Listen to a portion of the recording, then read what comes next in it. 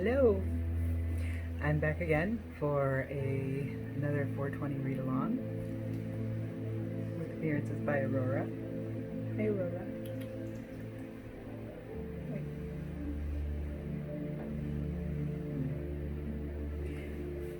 Today I decided to go with Fahrenheit 451 by Ray Bradbury. Woke up pretty mad. I think a lot of people did. Some people never went to sleep, and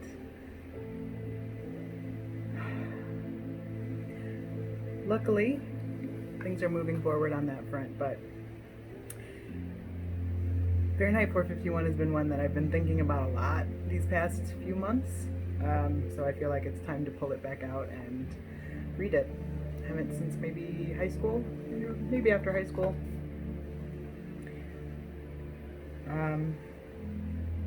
But the first line was always one that stuck with me, and seems very appropriate today.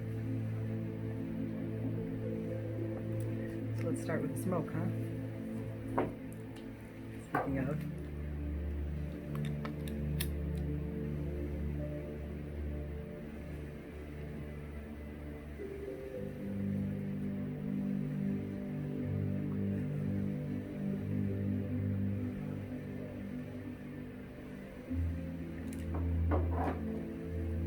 We'll see how far we get. This one I think I'll come back to until it's done.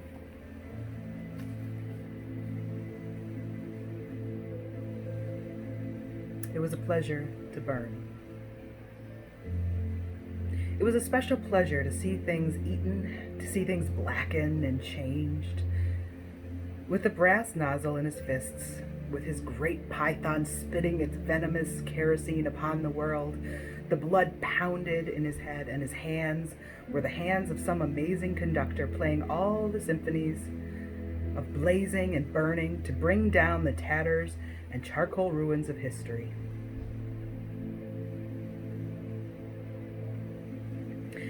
With his symbolic helmet numbered 451 on his stolid head, and his eyes all orange flame with the thought of what came next, he flicked the igniter, and the house jumped up in a gorging fire that burned the evening sky red and yellow and black.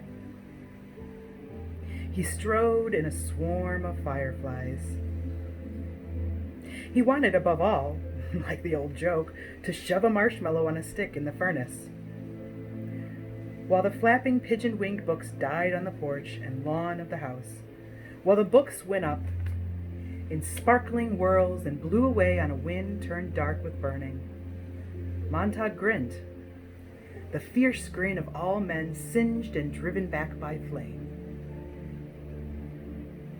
He knew that when he returned to the firehouse, he might wink at himself, a minstrel man, bird-corked in the mirror. Later, going to sleep, he would feel the fiery smile still gripped by his face muscles in the dark. It never went away, that smile. It never, ever went away, as long as he could remember.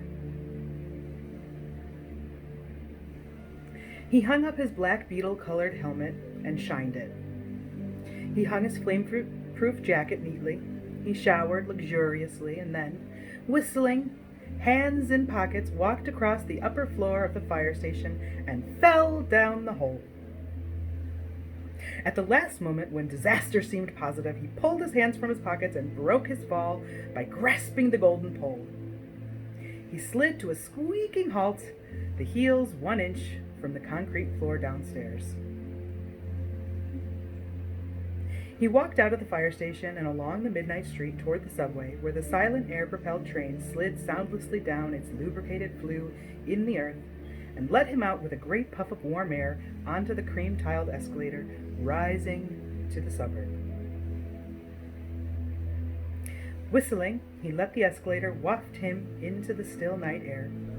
He walked toward the corner, thinking little at all about nothing in particular. Before he reached the corner, however, he slowed, as if a wind had sprung up from somewhere, as if someone had called his name. The last few nights he had the most uncertain feeling about the sidewalk just around the corner here, moving in the starlight toward his house. He had felt that a moment prior to his making the turn, someone had been there. The air seemed charged with a special calm, as if someone had waited there quietly, and only a moment before he came, simply turned to a shadow and let him through. Perhaps his nose detected a faint perfume. Perhaps the skin on the backs of his hands, on his face, felt the temperature rise at this one spot where a person standing might raise the immediate atmosphere 10 degrees for an instant. There was no understanding it. Each time he made the turn, he saw only the white, unused, buckling sidewalk, with perhaps, on one night, something vanishing swiftly across the lawn before he could focus his eyes or speak. But now tonight, he slowed down almost to a stop. His inner mind, reaching out to turn the corner for him, had heard the faintest whisper. Breathing?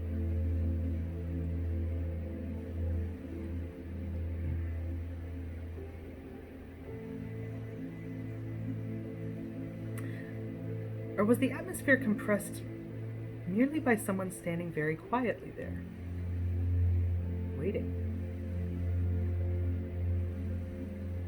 He turned the corner. The autumn leaves blew over the moonlit pavement in such a way as to make the girl who was moving there seem fixed to the sidewalk, letting the motion of the wind and the leaves carry her forward. Her head was half bent to watch her shoes stir the circling leaves. Her face was slender and milk white, and in it was a kind of gentle hunger that touched over everything with tireless curiosity. It was a look, almost, of pale surprise. The dark eyes were so fixed to the world that no move escaped them. Her dress was white, and it whispered. He almost thought he heard the motion of her hands as she walked, and the infinitely small sound now, the white stir of her face turning, when she discovered she was a moment away from a man who stood in the middle of the pavement waiting. The trees overhead made a great sound of letting down their dry rain. The girl stopped and looked as if she might pull back in surprise, but instead stood regarding. Montag, with eyes so dark and shining and alive that he felt he had something quite wonderful. But he knew his mouth had only moved to say hello, and then, when she seemed hypnotized by the salamander in his arm and the phoenix disc on his chest, he spoke again. "Of course," he said. "You're our new neighbor, aren't you?" "And you must be..." She raised her eyes from his professional symbols. "The fireman."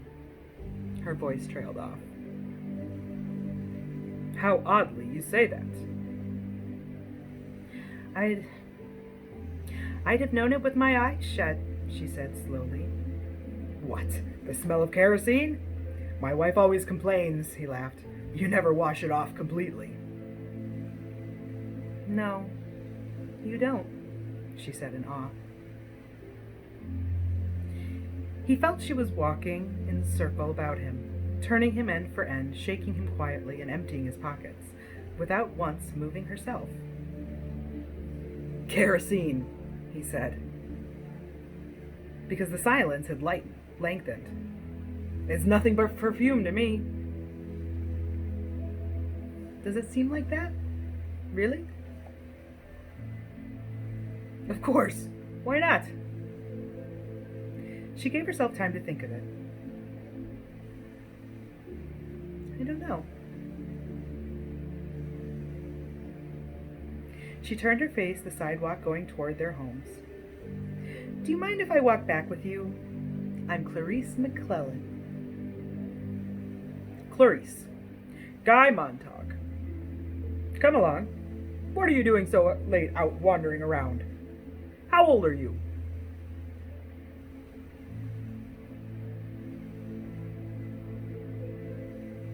They walked in the warm, cool, blowing night on the silvered pavement, and there was the faintest breath of fresh apricots and strawberries in the air.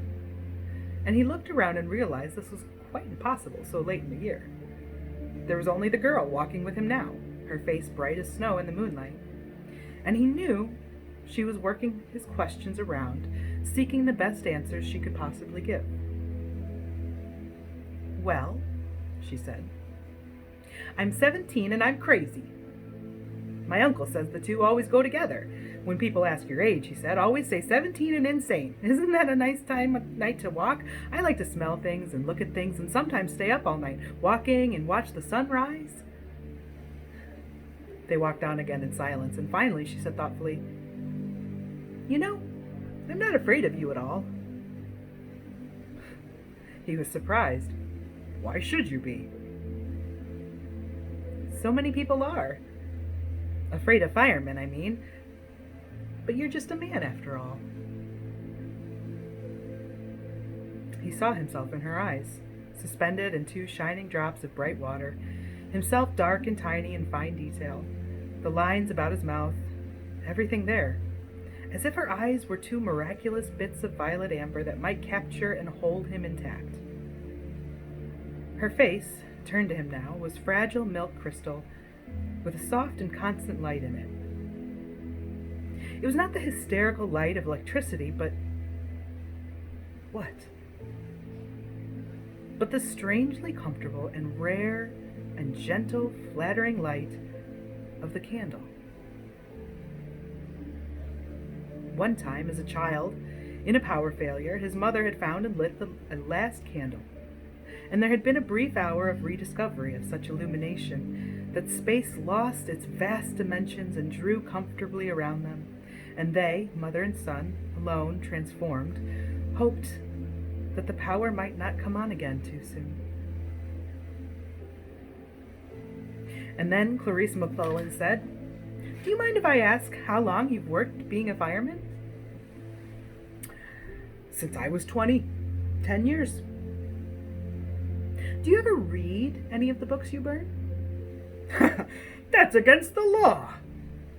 "Oh, of course." "It's fine work. Monday burn Millay, Wednesday Whitman, Friday Faulkner. Burn 'em to ashes, then burn the ashes. That's our official slogan." They walked still farther, and the girl said, "Is it true that long ago firemen put fires out instead of going to start them?" "No. Houses have always been fireproof. Take my word for it." Huh. Strange. I heard once that long time ago houses used to burn by accident and they needed firemen to stop the flames. He laughed. She glanced quickly over. "Why are you laughing?" "I don't know." He started to laugh again. "Why?" "You laugh when I haven't been funny. And you answer right off. You never stop to think what I've asked you." He stopped walking.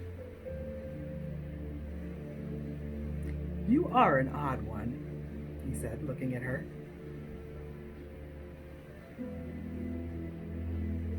"Haven't you any respect?" "I don't mean to be insulting. It's just, I love to watch people too much, I guess." "Well, doesn't this mean anything to you?" He pointed to the numerals 451 stitched on his charcoal sleeve. "Yes," she whispered, increasing her pace. "Have you ever watched the jet cars racing on the boulevard down that way?" "You're changing the subject." "I sometimes think drivers don't know what grass is or flowers because they never see them slowly," she said. "If you showed a driver a green blur, oh yes, he'd say, that's grass. A pink blur, that's a rose garden. White blurs are houses. Brown blurs are cows. My uncle drove slowly on the highway once. He drove 40 miles an hour and they jailed him for 2 days. Isn't that funny? And sad, too?" "You think too many things," said Montag uneasily.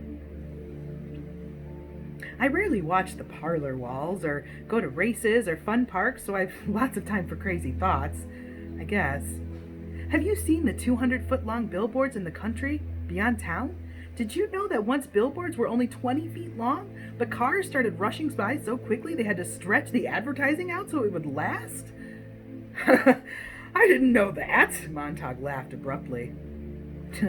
Bet I know something else you don't. There's dew on the grass in the morning. He suddenly couldn't remember if he had known this or not, and it made him quite irritable. And if you look, she nodded at the sky, there's a man in the moon.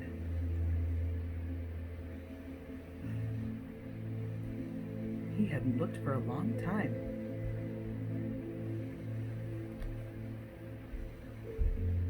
They walked the rest of the way in silence, hers thoughtful, his a kind of clenching and uncomfortable silence in which he shot her accusing glances. When they reached her house, its all lights were blazing. What's going on? Montag had rarely seen that many house lights. Oh, just my mother and father and uncle sitting around, talking. It's like being a pedestrian, only rarer. My uncle was arrested another time. Did I tell you? For being a pedestrian. Oh, we're most peculiar. But what do you talk about? Good night. She started up her walk, then she seemed to remember something and came back and looked at him with wonder and curiosity. Are you happy? Am I what? But she was gone, running in the moonlight, her front door shut gently.